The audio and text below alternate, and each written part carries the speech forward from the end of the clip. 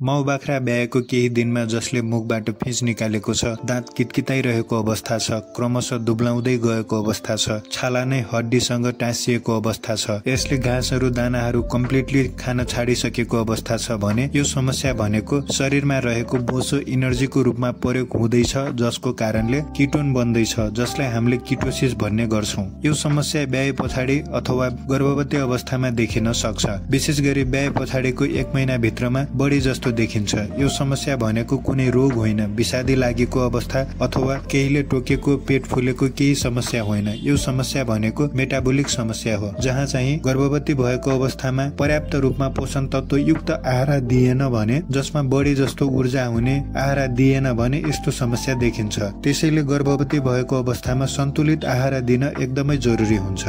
अब यस्तो समस्या देखिहाल्यो भने के गर्ने भन्दाखेरि पहिलो काम भनेको शरीरमा इनर्जी पूर्ति गर्नको लागि डेक्स्ट्रोसहरू अनिवार्य रूपमा चलाउनु पर्छ, इलेक्ट्रोलाइट्सहरू अनिवार्य रूपमा चलाउनु पर्छ। दोस्रो भनेको प्रोपालिन ग्लाइकोन भन्ने पाउँछ, त्यो चलाउनु पर्ने हुन्छ। तेस्रो भनेको अनिवार्य रूपमा इन्सुलिन इन्जेक्सन पनि लगाउनु पर्ने हुन्छ।